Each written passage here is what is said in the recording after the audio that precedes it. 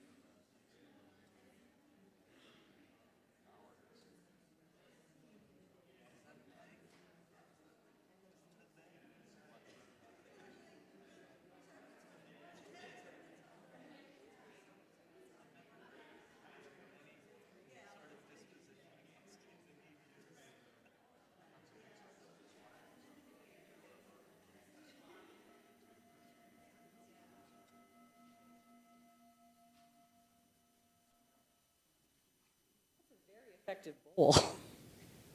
Good morning.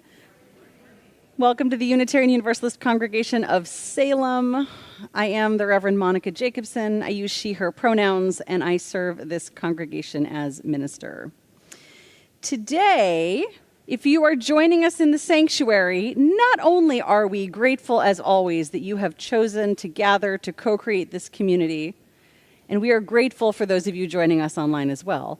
But if you are joining us in the sanctuary today, I want to let you know that at the very end of our service, following the closing hymn, we will be having maybe our first ever fire drill.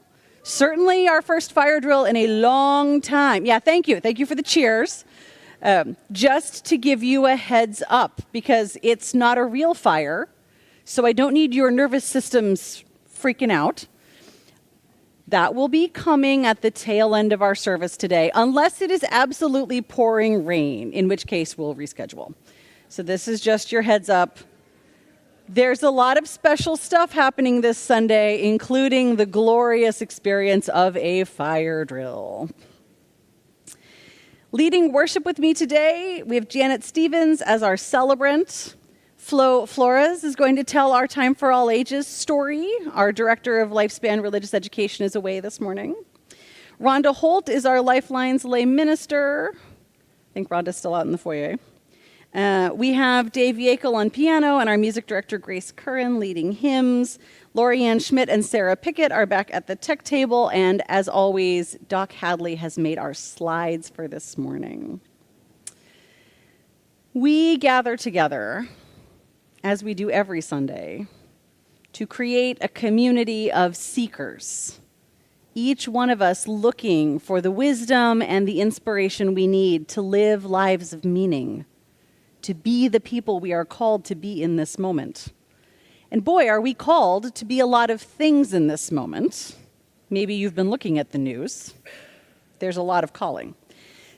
So we gather together also to strengthen and support each other in these chaotic times. Whether the chaos is occurring in the broader world, whether you are experiencing chaos very close to home, we gather to be a community where we can help each other live in this world. Please know that you are welcome here exactly as you are.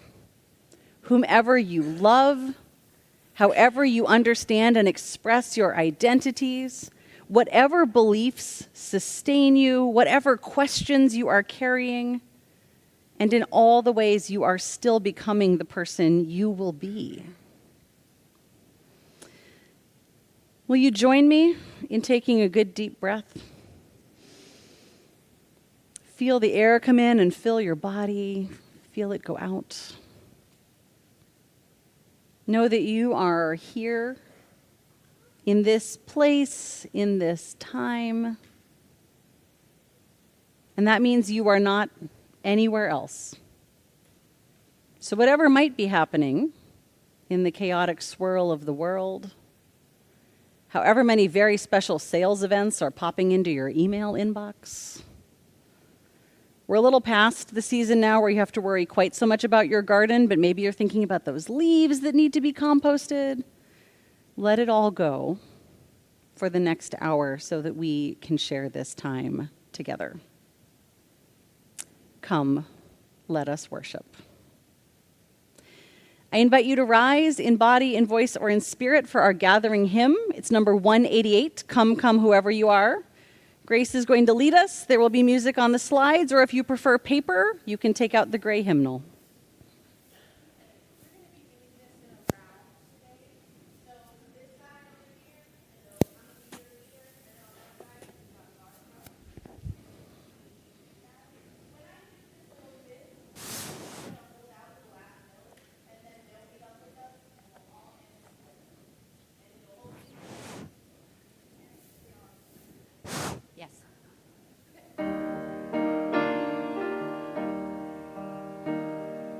Come, come, whoever you are, wanderer, worshiper, lover of leaving. Ours is no caravan of despair.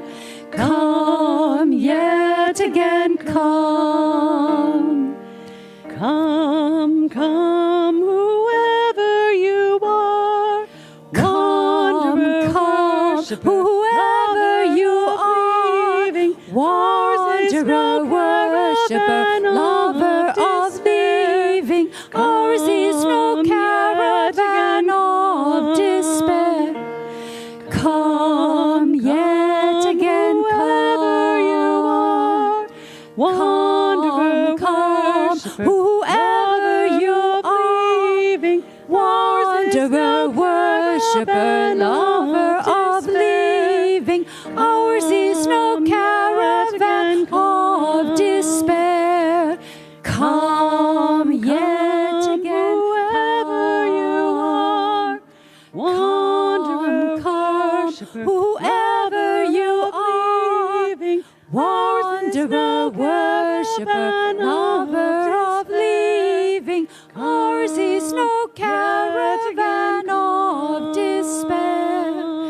Come, yet again, come.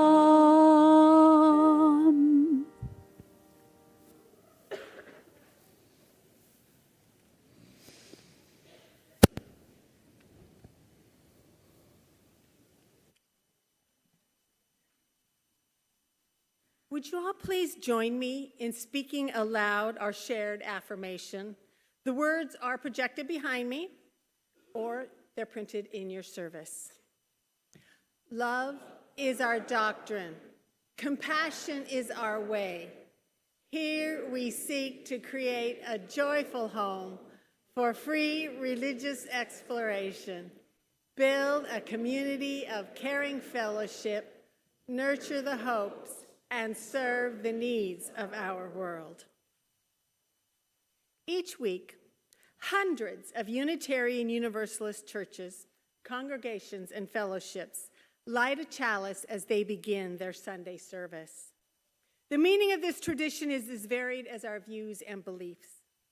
For some, it symbolizes the light of reason. For some, the warmth of community.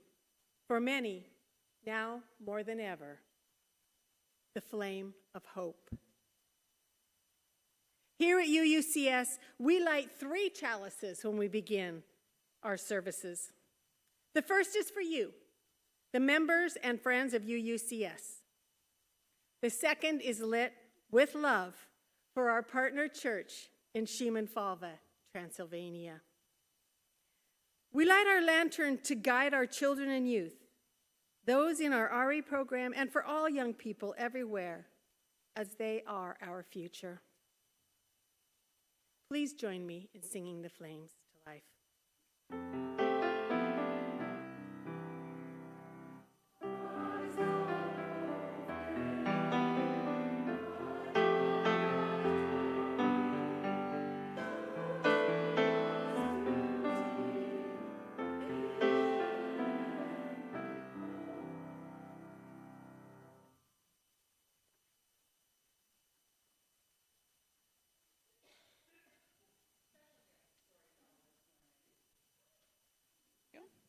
Hello, hello. If I can have anyone who wants to come and join me while I read the story, I'm right up here.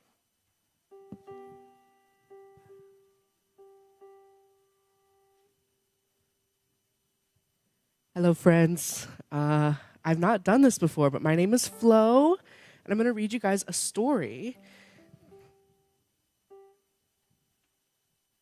Hello. This story comes from Aesop's Fables and reminds us that even the smallest forms of compassion can make a big difference and lead to great acts of kindness in return. A lion lay asleep in the forest, his great head resting on his paws. A timid little mouse came upon him unexpectedly, and in her fright and haste to get away, ran across the lion's nose. Roused from his nap, the lion laid his huge paw angrily on the tiny creature to kill her. "Spare me," begged the poor mouse. "Please let me go, and someday I will surely repay you." The lion was much amused to think that a mouse could ever help him, but he was feeling generous and let the mouse go. Some days later, while stalking his prey in the forest, the lion was caught in the tangles of a hunter's net. Unable to free himself, he filled the forest with his angry roaring. The mouse knew the voice and quickly found the lion struggling in the net. Running to one of the great ropes that bound him, she gnawed it until it split apart, and soon the lion was free. "You laughed when I said I could repay you," said the mouse. "Now you see that even a mouse can help a lion." What I love about this story is how it reminds us that compassion isn't about size or strength. It's about showing up, helping however we can, and trusting that even our smallest actions matter. Thank you. Yes. You do. Amazing. You'll have to tell me in RE. Here you go. Thank you.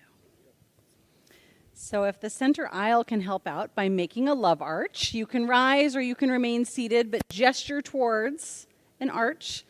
Flo is going to take the lantern and lead everyone out. Wherever you walk, walk in love. Wherever you walk, walk in peace. go in beauty all around you. Our hearts go with you.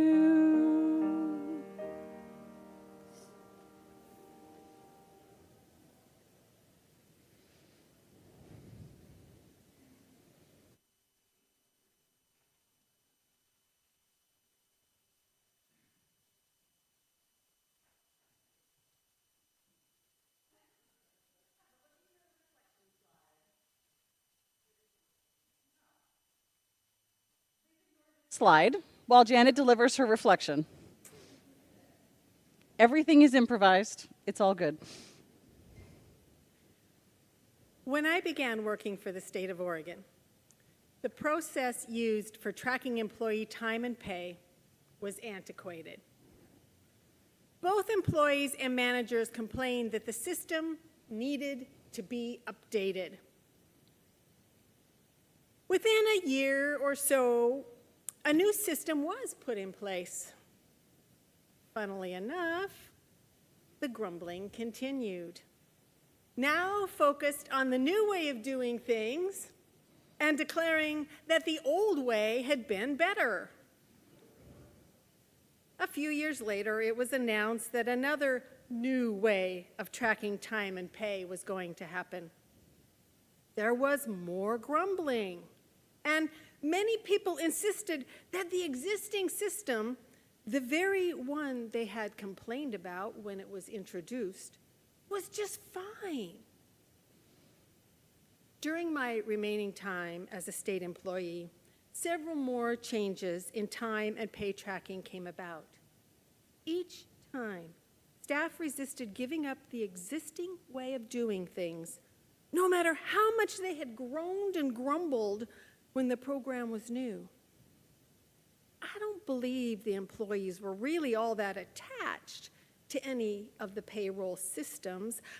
I think it was a fear of change and of having to accept a new way of doing things.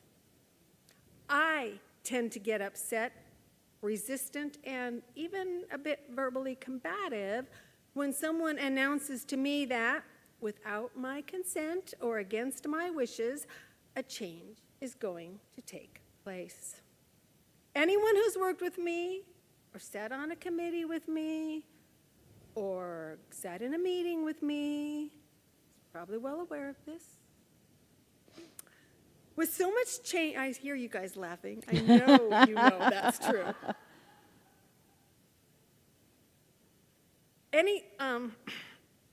With so much change taking place in the world, the changes which are happening here at UUCS, though necessary, can be scary. As UUs, we discuss and we disagree, but when push comes to shove, the important thing is that our congregation adapts and accepts the changes we must make to remain a place of sanity and sanctuary for everyone. Thank you, Janet. Now, if you were here in September when we had a service introducing the UU Common Read for this year about the social change ecosystem and the 10 roles that people play, you might recall that we sang this, and that I mentioned to you we would probably sing this once a month as we highlighted each of those 10 roles through the 10 months of the congregational year. Because the theme for October is compassion, the role from the social change ecosystem for October is the role of caregivers. The statement is, we nurture and nourish the people around us by creating and sustaining a community of care, joy, and connection. And I would add, which is essential when going through times of change. So in that spirit, I hope you will join me in singing this. If it is new to you, don't worry. You can listen, you can hum, you can join in when you're ready. If you want to jump right in and sing, please do. If you want to try adding some harmony, go ahead and give it a try. If it turns out not to be harmonious, probably nobody will even guess it was you. So be brave. And we're going to sing it through a couple times. We're going to be kind of feeling for when we feel complete. If you're accustomed to knowing the exact number of times through, try to put this in the same box in your head as our round this morning and just sink into the singing and trust that either I or Grace will be like, okay, and now we're stopping. It's a meditative practice. When the world is sick, can't no one be well, but I dreamt we were all beautiful and strong. When the world is sick, can't no one be well, but I dreamt we were all beautiful and strong. When the world is sick, can't no one be well, but I dreamt we were all beautiful and strong. When the world is sick, can't no one be well, but I dreamt we were all beautiful and strong. When the world is sick, can't no one be well, but I dreamt we were all beautiful and strong. When the world is sick, can't no one be well, but I dreamt we were all beautiful and strong. When the world is sick, can't no one be well, but I dreamt we were all beautiful and strong. When the world is sick, can't no one be well, but I dreamt we were all beautiful and strong. Well, you sound beautiful and strong. So thank you so much for joining in that singing.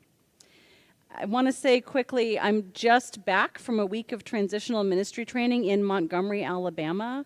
And we met there specifically to intersperse our training with learning from the deep history of the civil rights movement, of the many ways that folks have resisted oppression and gathered in community to strengthen each other. And a lot of that can be accessed through singing together.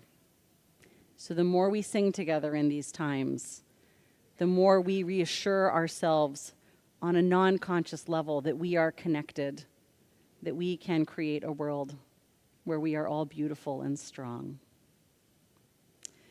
To assist us also in that work, Rhonda Holt is going to come and share some of the joys and sorrows of our community.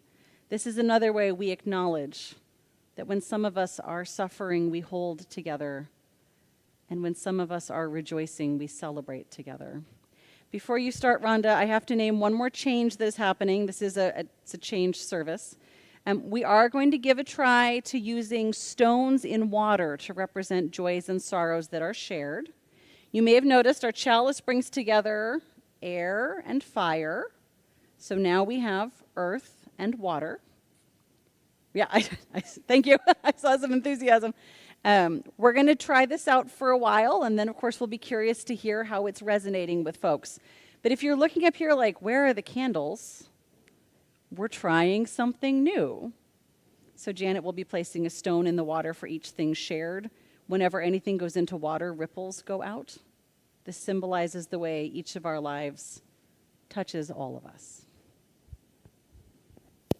Good morning. My name is Rhonda Holt, and I'm honored to be one of your Lifeline lay ministers. Today we have 2 sorrows and 1 joy. I'll start with the sorrows. Keith York is in the hospital after a fall. Will probably be going to a rehab facility, and he would welcome phone calls or visits. received an email from Reverend Millie Rochester, who says, Roger was hospitalized after a fall with 2 subdural hematomas,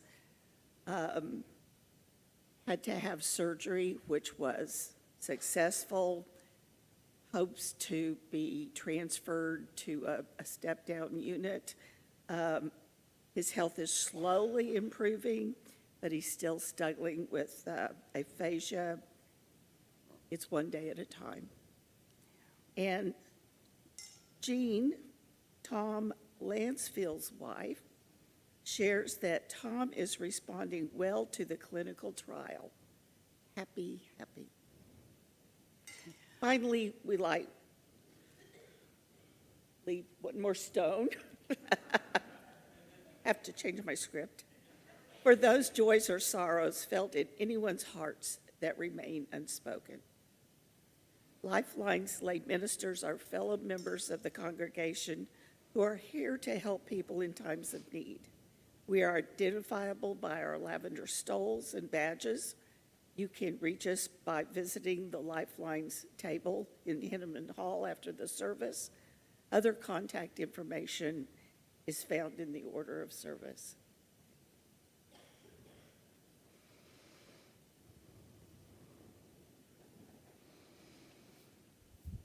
Will you join with me for a moment of centering, of meditation, of prayer, of reflection, whatever is your practice?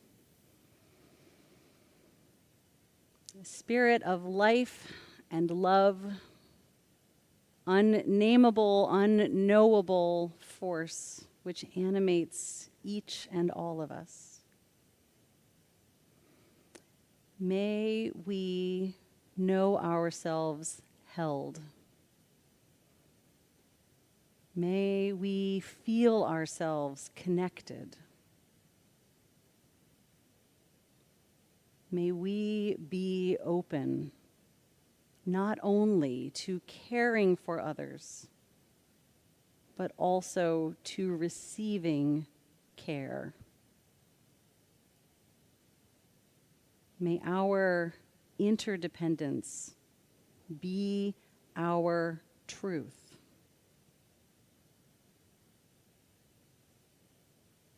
May the great flow of love, which we did not create, come into us, move in us like the air we breathe, sustain us, enliven us, and then go out to reach others. May we feel these movements of love coming and moving through us. May we open our hearts even a little wider each day as we are in this flow. May it be so. Amen, and blessed be. I'm going to invite you to join in singing another a cappella song. This one I think is probably new to basically everybody. So I'm going to sing it, and then Grace is going to join me. So don't worry, you don't have to be the first one to join in, unless you happen to know it already, in which case, great, hop on in. And again, we're going to sing it through several times. And I'm going to come get my copy of the words. This is The Way Knows the Way. You don't have to know the way. The way knows the way. You don't have to plan the way. Trust the way. Feel your way. The way knows. The way knows. The way knows the way. You don't have to know the way.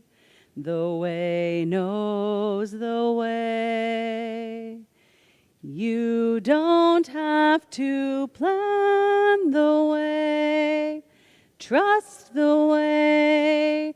Feel your way. The way knows. The way knows.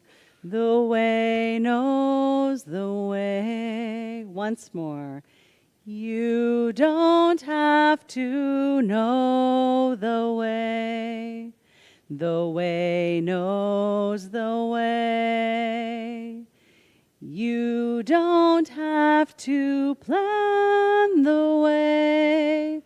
Trust the way. Feel your way. The way knows. The way knows. The way knows the way. Thank you.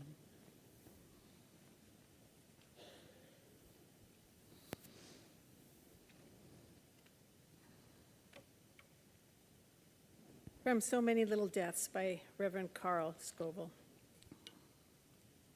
The Reverend Carl Scoville served a Boston congregation for many years, including writing brief reflections that he shared on the radio.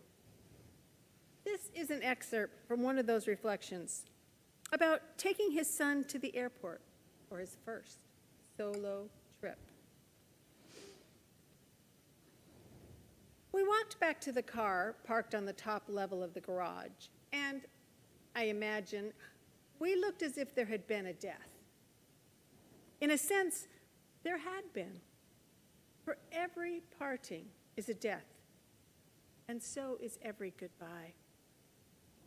We were giving up the someone we had heard bellowing in the shower at 5 in the morning, who ate the brownies his sister had baked for their friends, who left his bicycle in the front hall, who made quiet, funny jokes, wonderfully crazy drawings, and who left emptiness and silence where he used to be. So yes, you must die to the one he was and die to the one you were to him, so that he and you can each go on and become the ones God created you to be, not the one you've grown comfortable with. This dying to each other is as much a part of life as breathing and sleeping, but knowing that doesn't make it any easier. So many little deaths we die before we die the big one. We die these deaths so we may live, so we may move with that inexorable force called life. The favorite mug smashed on the stone floor. The lost book. The job gone. The song sung. The face now only seen in that unrealistic photo. All these are part of dying to live. In the 1940s, Dietrich Bonhoeffer sat in his prison cell in Berlin and wrote a letter to his parents. It was the first Christmas he had spent away from home, and he wrote, "Nothing can fill the gap when we are away from those we love, and it would be wrong to try and find anything. We must simply hold out and win through." That sounds very hard at first, but at the same time, it is a great consolation, since leaving the gap unfilled preserves the bonds between us. It is nonsense to say that God fills the gap. He does not fill it, but keeps it empty so that our communion with each other may be kept alive, even at the cost of pain. That's another way of making my point. Perhaps it is simply dying to the one thing or one person whom we love, that so that although we may not know it at the time, another thing, another person, another love may happen, not take its place.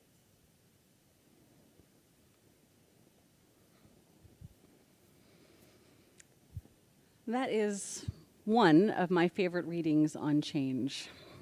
I sometimes imagine what it would have been like to be making your way through heavy traffic in Boston, Massachusetts with the radio on, and all of a sudden you're getting a 5-minute homily about change, about life, about this project of being human. Because living involves change, whether we like it or not. It involves endings and beginnings, moments where we cease to be who we were and we move toward who we are becoming. And so I value the reminder in that reading that at no point during the becoming does anything take the place of what has come before. The people we have been, the loves we have shared, the experiences we have created can never be undone. We carry them with us, even through change. And we are in the midst of a season of great change in so many ways right now. Global, national, regional, personal, and congregational, because we are in a transitional ministry period. On the congregational level, I at least can provide some signposts for how one moves through this time of change. There are 5 focus points that congregations look at during times of transition. They are heritage, reviewing how the organization has been shaped and formed, looking at the foundation on which the present rests. Leadership, reviewing what the organization's needs are, how we are organized, developing and strengthening those who will be leaders in the future. Purpose, defining and refining the organization's sense of purpose and direction, which may include clarifying identity, naming core values, reviewing and renewing mission and vision statements. Connections, discovering and renewing all the relationships that this congregation has with other institutions in Salem and Marion County, with other congregations all over the world.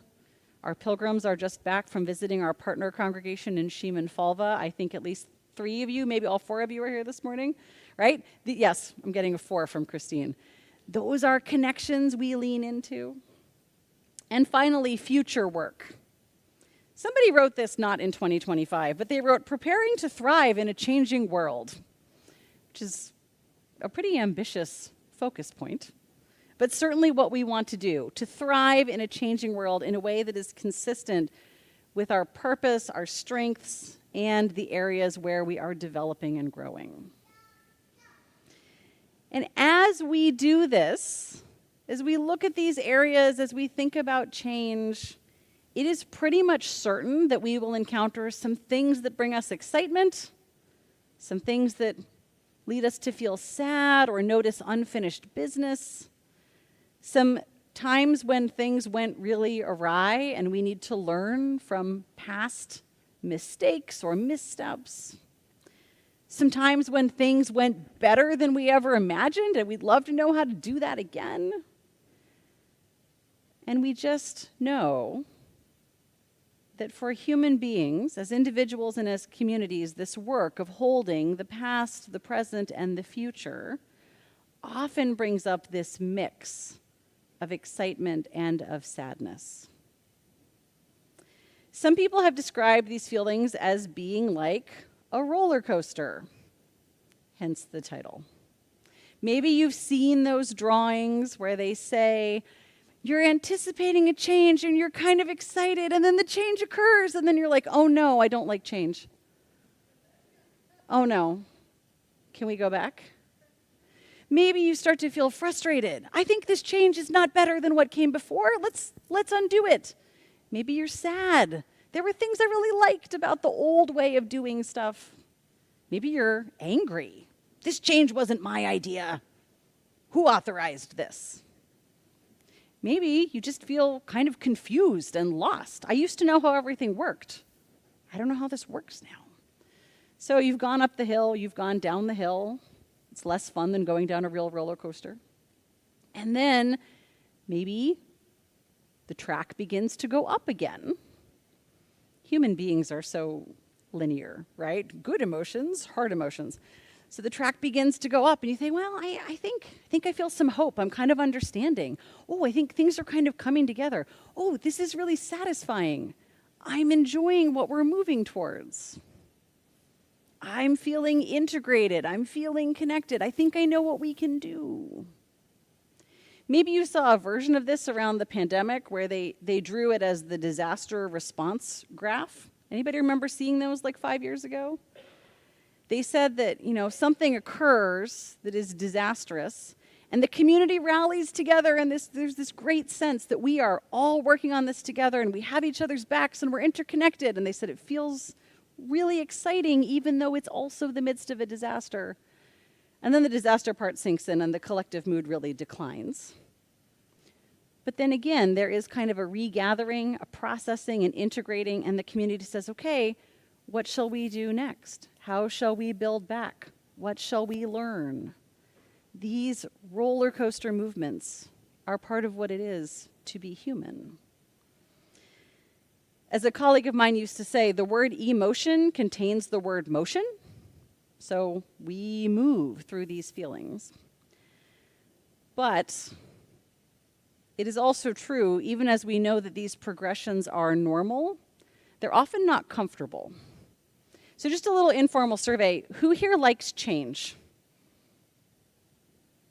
Yeah, that seems about right. I see some maybe hands. I see some absolutely not hands. So in that spirit, I want to add to the reading Janet shared and give to you my other favorite reading about change. This is from an advice column published in the Santa Rosa, California Press Democrat. It's from February 15th, 1951. Dear Sir, I see where the Big Dipper is breaking up and will be an entirely different shape in about 50,000 years. Is there nothing we can depend on? Signed, Disgusted. The response, well, no, there isn't. Disgusted.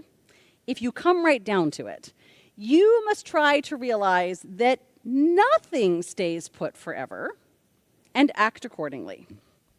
It is true that the 5 central stars of the Big Dipper are rushing toward the sun at 8 or 10 miles a second, and that eventually the Big Dipper will look like something else. This will be tough on people whose primary interest in life is something the shape of a dipper. But there is a brighter side to this picture. The real name of the Big Dipper is Ursa Major, or the Greater Bear. And my hope is that in 50,000 years, it will look a lot more like what it's supposed to be. Whatever happens, it couldn't look less like a bear than it does at present. Long, long ago, when Ursa Major was named, bears probably looked more like dippers than they do today. You can't depend on bears either. Change is inevitable. Even the stars move. Whether it's fast, whether it's slow, whether we notice it or not, whether we like it or not, change happens. We learn this in countless ways. Who remembers the Eric Carle book, The Very Hungry Caterpillar? Yeah, right? So it's a children's book about a very hungry caterpillar which eats its way through a lot of different things over the course of a week in the book time. Apples and strawberries and hot dogs and chocolate cake and finally one perfect green leaf. And then the caterpillar goes into a chrysalis and it comes out a butterfly.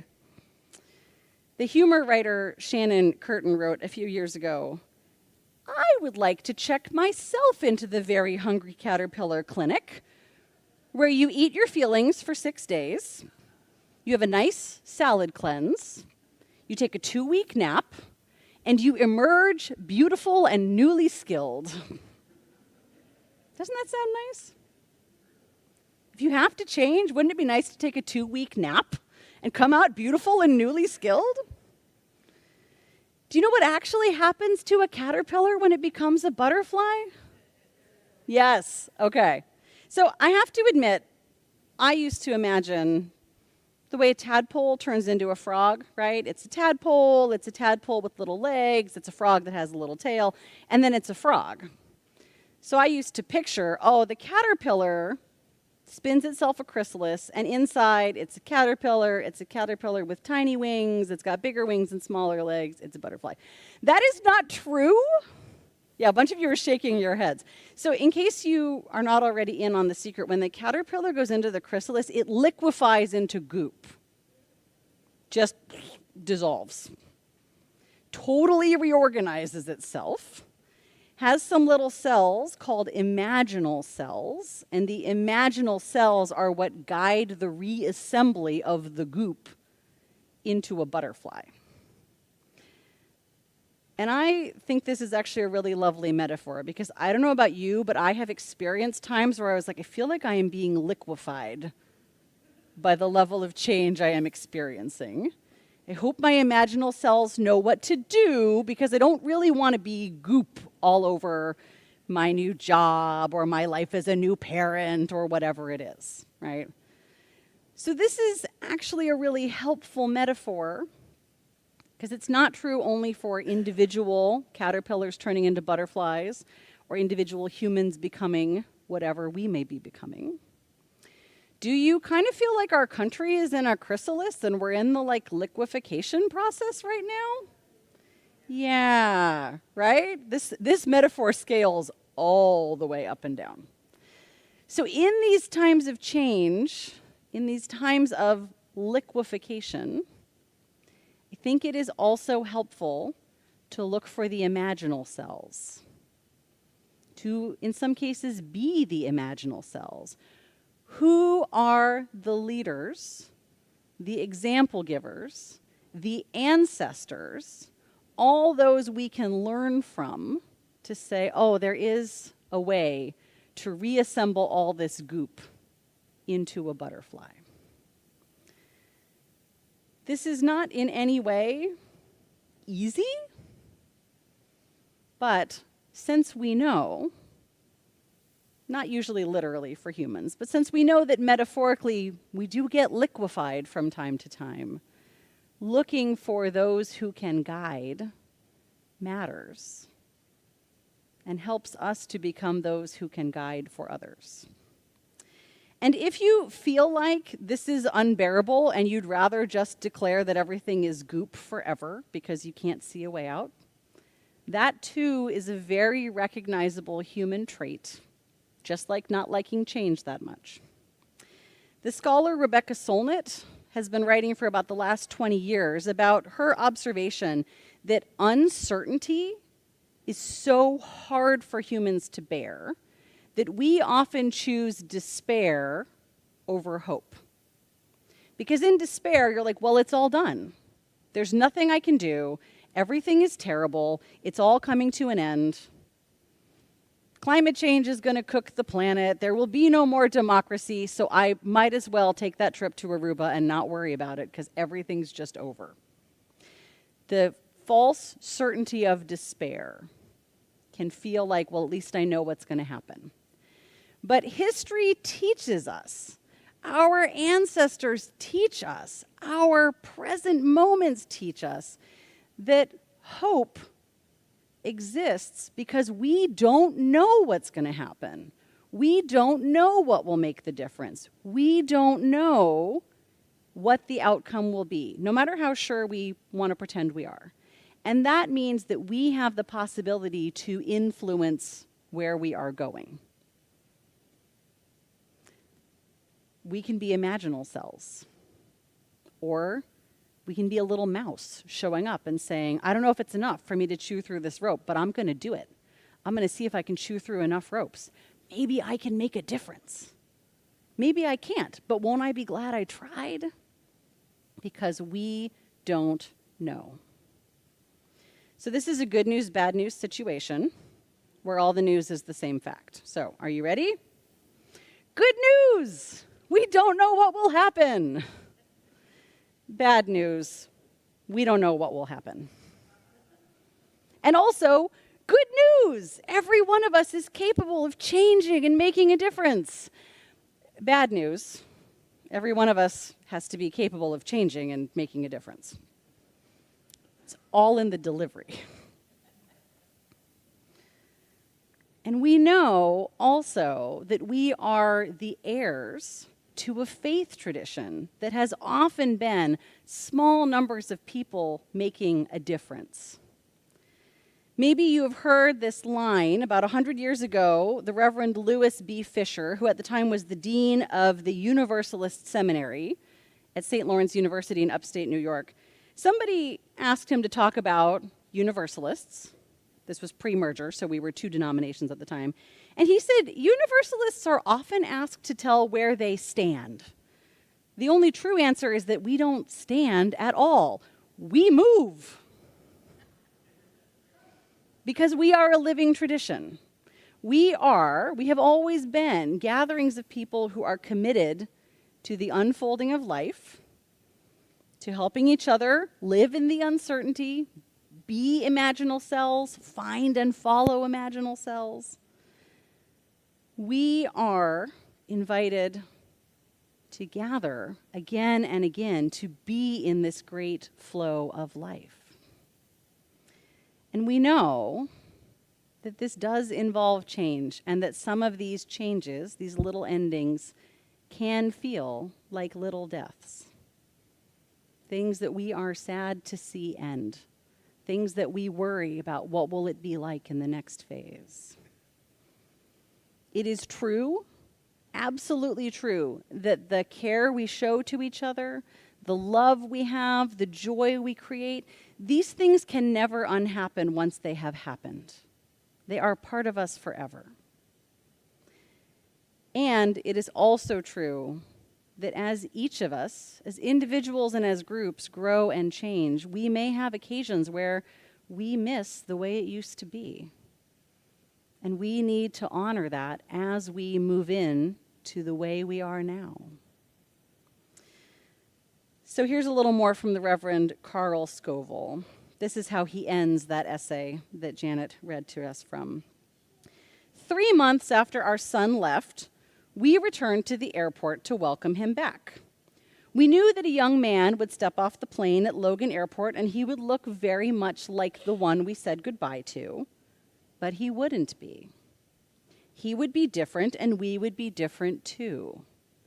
That difference is good, and it would happen because we were willing to say goodbye, to die a little bit, so that we could grow a bit and meet each other again as the people we became. The church, he says, has known this for a long time and reminds us of this in liturgies, in holidays. It doesn't have to be only the church, right? Everyone who has a cycle of seasons of the year has felt these movements. But every now and then, Carl says, we must rediscover this truth for ourselves. I guess Logan Airport is as good a place for that as any. Now, you may be thinking, life today is offering me too many opportunities and too many places to rediscover what it is like to change. It is inescapable, whether or not you're literally going to an airport, to know that things are changing and moving. And so here is the invitation for us as people of faith. Rediscover this truth on purpose. Rediscover it here, whether you are a longtime member, whether you just started attending, whether you're somewhere in the middle. Rediscover it in your relationships. Normalize for yourself that this is part of what it is to be alive, and that you can re-meet yourself and each other and the world as often as you need to. We do not have to know what kind of butterfly we are becoming. We do not have to know whether we are a mouse big enough to chew through the net. We simply have to be willing to show up, to meet the moment as it is, and to do it together. May it be so.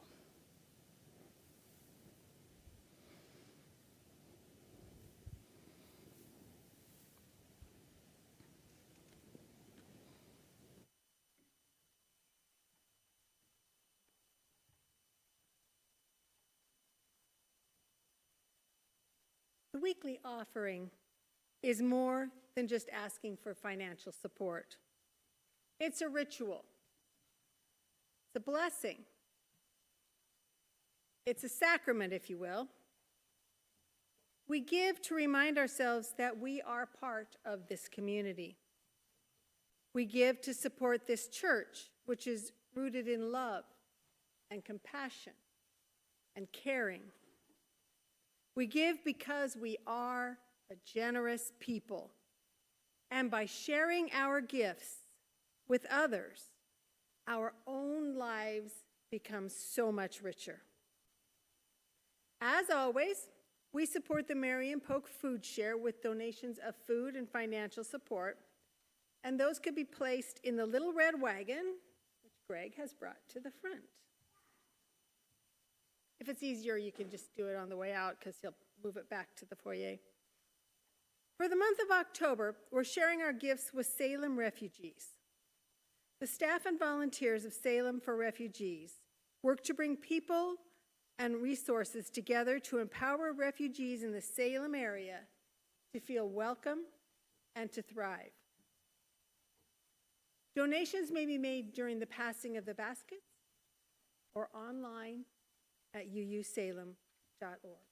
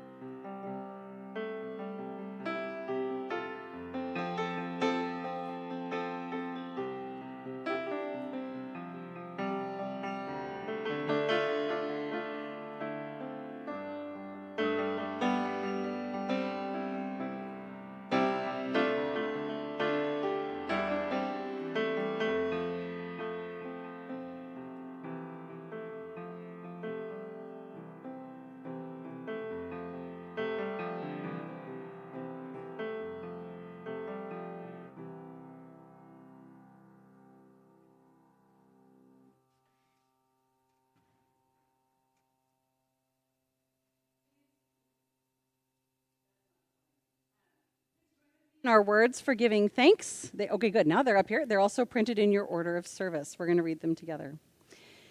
To the work of this congregation, which is weaving a tapestry of love and action, we dedicate our many gifts, including these offerings.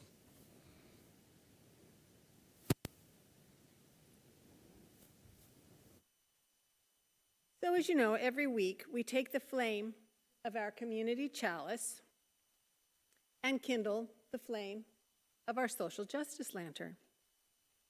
By doing this, it's our way of acknowledging the work that you, our members and friends, do every day in the community to help build a better world. As we extinguish the flames of our chalices, I'd like to share the following words by Emily Richards. May you leave this time together changed. May the promises you have made to yourself about who you want to be feel closer to the reality of who you are right now. May you share that feeling of transformation wherever you go. May it spread into every word, deed, thought, and interaction until we are all changed, transformed, and transforming together, becoming our better selves.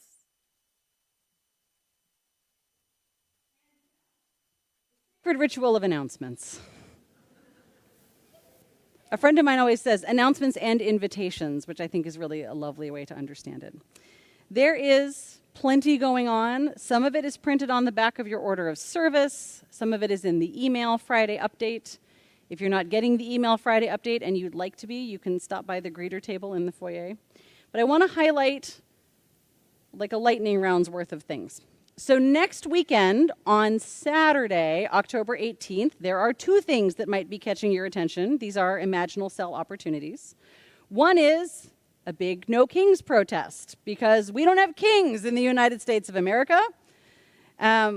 Greg, who's by the back door, and Tom, who was just waving enthusiastically, I think are there to invite you in if you want to be part of the Indivisible Salem gathering. My understanding is they sometimes have pre-made signs, so if you don't have a protest sign of your own, you can just borrow one.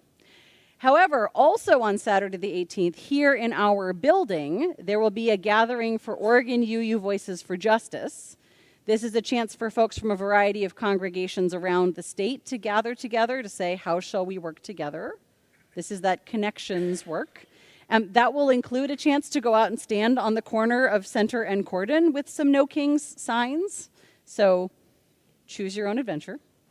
Then on Sunday, October 19th, Heather Vickery from the Unitarian Universalist Service Committee will be here to lead worship and to offer a workshop afterwards about how to connect to some of the social justice accompaniment work that folks may be interested in being part of in these times. That's how are we supporting families or individuals who are trans or have trans members? How are we supporting folks who are immigrants? Some of the most targeted populations right now. How can we be of help? Then the following weekend, on Saturday, October 25th, we're having Trunk or Treat here in the parking lot. There's a sign-up sheet out there, I believe, on the greeter table if you want to be part of that. And then on Sunday, the 26th, our fall membership class series starts. That's right after service. And or in the afternoon, there will be a training. Our own Lori Ann Schmidt is going to once again offer digital privacy and cybersecurity for activists. So if that sounds of interest to you, please stick around or come back in the afternoon. There's more. You can look it up online, but that's the lightning round that I wanted to be sure and highlight for you. Now, here's what we're going to do. We're going to sing our closing hymn. It's number 145. That's the hymn that was written for the merger of the Unitarians and the Universalists, so in a previous time of great change. When we finish the hymn, leave your hymnal here, take your paper order of service.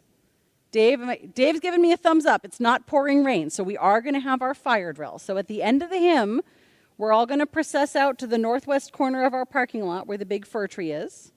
If you have a kiddo who's down in RE, the RE classes are going to come out and meet you there. So don't go down the hall. Go out to the assembly point and your kiddo will come and find you there. And then we'll say our closing words together. And then I sincerely hope some of you will come back in the building because we have snacks, including, I think, some pizzas for lunch. And we'll do a little transitions workshop about the roller coaster of change as we're experiencing it in this congregation. Okay, so sing, fire drill, food, workshop. Yeah? Let's do it.